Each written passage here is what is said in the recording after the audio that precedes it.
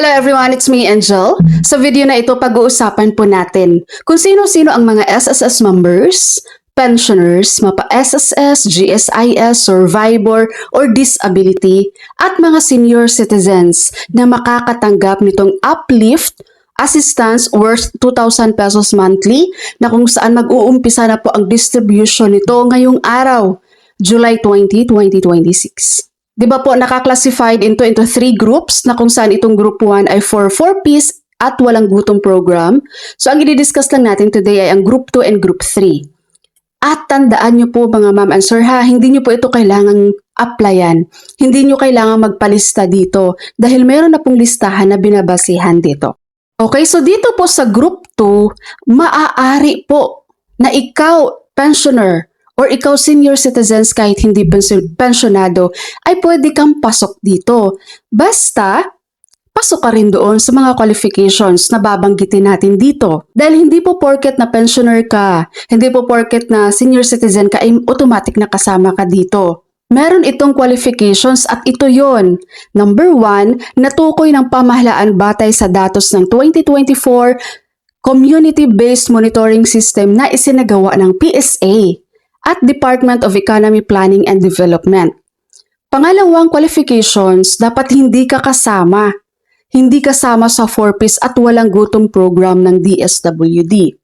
So ngayon, kahit pensyonado ka ngayon, no, as long as noong 2024, ikasama ka doon sa datos na ginawa ng PSA at Department of Economy Planning and Development. So pasok ka dito sa group 2. Pasok ka sa 2,000 na uplift assistance. Marami dito mga seniors no, and pensioners nagtatanong, ma'am pensioners hindi kasama, ma'am senior citizen hindi kasama. Guys, dito po, hindi naman po hina-highlight dito na dapat senior citizen ka, pensioner ka, hindi. As long as pasok ka dito, regardless kung pensionado ka man or senior citizen ka man, as long as pasok ka dito sa requirements na pinagbabanggit. Okay? Sabi ko nga, kahit pensyonado ka ngayon, kung nasa listahan ka ng PSA noong ginawa nilang CBMS noong year 2024, so makakasama ka dito. Okay po? So ngayon, kung pasok ka doon sa listahan na to, ito ay 2,000 pesos monthly na magsisimula ng July 2026 hanggang December 2026. So ibig sabihin, 6 na beses kayong makatanggap nito. So, paano nyo ito matatanggap? Sa first month po, ngayong July 2026, manual payout to. Cash nyo siyang matanggap. At ang mga susunod na mga buwan, mula August hanggang December 2026, i-wallet na to guys. No? During sa inyong manual payout, doon na po kayo tatanungin kung ano yung, saan nyo gustong ipasok sa inyong e-wallet ang next na payout nyo. Regarding naman po sa listahan, ngayon po, actually nitong weekend, may nagsisimula na yung mga LGU sa announcement nila sa Facebook kung sino yung may mga payout na nakaschedule ngayong araw. And take note guys, yung listahan na yon galing po yun sa PSA. Okay, doon sa CBMS na ginawa nila ng year 2024. So i-check nyo po dyan sa LGU nyo, sa barangay nyo guys, kung kasama yung pangalan nyo. Lapit kayo sa barangay nyo, post yan sila ng mga listahan galing sa PSA kung sino yung makakatanggap.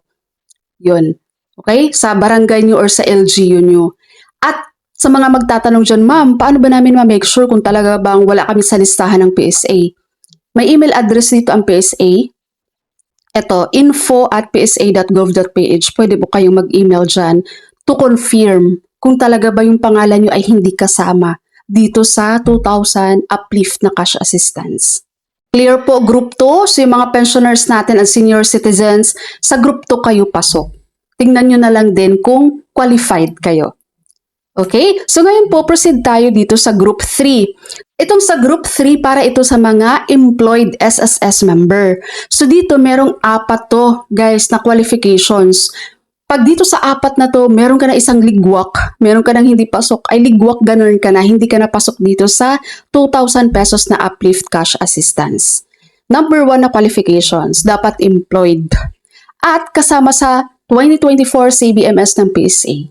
Ikinalulungkot ko mang sabihin, ibig sabihin hindi kasama dito yung mga voluntary member katulad ko at ang mga self-employed guys. Employed lang po talaga siya. Number 2, kung kung employed ka, dapat ang iyong monthly salary credit ay pasok po siya sa 20,000 and below. No, base po ito sa SSS monthly salary credit.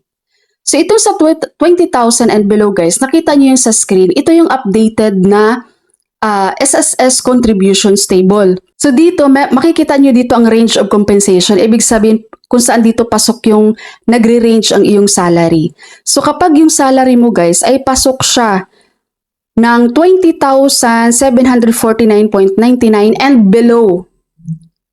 So pasok ka na doon sa monthly salary credit na requirements dito sa Uplift Cash Assistance. Number 3 naman, dapat nakapaghulog ka ng contributions kahit isang beses lang ng year 2025 or kaya naman ng year 2026. At ang pang-apat na requirements, dapat meron ka na pong enrolled and approved na disbursement account sa SSS as of April 30, 2026. Disbursement account, ito yung DAEM, kung saan po, dyan po papasok kapag may mga claims kayo sa SSS, benefits, loans, no, dyan papasok sa DAEM. So dapat, as of April 30, 2026, meron ka ng approve na DAEM sa SSS. Kapag nag-enroll ka or na-approve yung iyong DAEM sa SSS noong May 1, 2026 onwards, ligwak ka na po, hindi ka na po pasok dito. Okay? So dito guys, itong employed at kasama sa 2024 CBMS, so ibig sabihin, hindi porket employed ka, automatic na rin nakasama ka. Hindi porket employed ka at meron kang 20,000 MSC, ay kasama ka. Dahil dapat, kasama ka din, no, doon sa 2024 na CBMS. Ayan o sa number 1, employed at kasama sa 2024 CBMS ng PSA. Okay, at ito naman po ay 2,000 pesos monthly na magsisimula po ngayong July 2026 hanggang December 2026. So, 6 na beses nyo rin matatanggap. At tandaan nyo po, kapag sa bahay nyo ay ilang member kayo ng SSS, hindi lang isa, no? Kung sino yung may pinakamatanda, napasok din naman dito sa qualifications, yun lang po ang makakatanggap nitong Uplift Cash Assistance.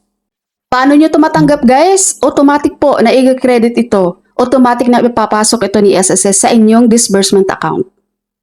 Alright, so yun po, sana malinaw ko pong na-explain sa inyo itong Group 2 and Group 3 kung sino ang kabilang dito. Lalong-lalo na yung mga pensioners natin at mga senior citizens na mga nagtatanong dito sa Uplift Cash Assistance. Okay, so that's all for my video for today. Thank you so much for watching everyone. God bless you all.